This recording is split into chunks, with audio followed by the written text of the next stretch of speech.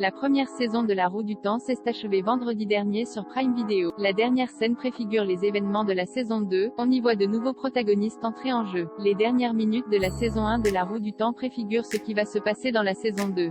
Dans cette scène finale, nous voyons une petite fille jouer sur une plage et une flotte de navires foncer droit sur le rivage où elle se trouve. Certaines des femmes sur les navires portent des sortes de muselières et des masques couvrant leur bouche. Très vite, on comprend qu'elles peuvent canaliser. Ensemble, elles unissent leurs pouvoirs et soulèvent une vague gigantesque, pas moins qu'une tsunami qui s'apprête à déferler sur la plage et la petite fille. Apparemment, ces femmes ne sont pas des Aes Sedai.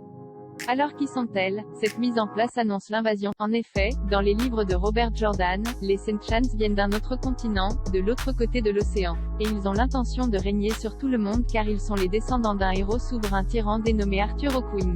De son nom complet Arthur Pandrak Tanreol, celui-ci était un général et empereur qui a conquis la majeure partie du monde 1000 ans avant la dernière bataille.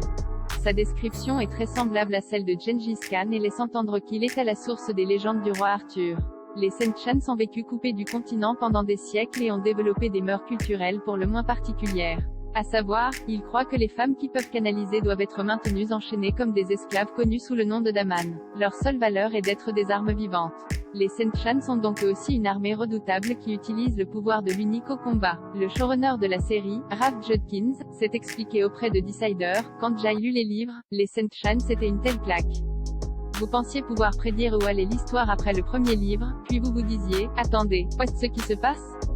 De plus, cela ne ressemblait pas à d'autres œuvres de fantasy, c'était une sensation tellement fraîche et nouvelle, et nous voulions vraiment la voir dans la série. Nous avons beaucoup parlé de cette scène un peu comme lorsque les galions espagnols sont arrivés sur le rivage du Nouveau Monde. Sauf que nos personnages sont le Nouveau Monde et qu'ils se disent, qu'est ce qui se passe ici, poursuit-il. En effet, l'allure des Sentchans marque les esprits dès leur apparition à l'écran. Nous avons besoin que le public puisse immédiatement les voir et comprendre que ces personnes viennent d'un endroit vraiment différent de celui qu'ils ont vu, explique Judkins. Je pense que notre équipe de conception a fait un travail exceptionnel avec les Sentchans et vous en verrez bien plus évidemment dans la saison 2 conclut-il.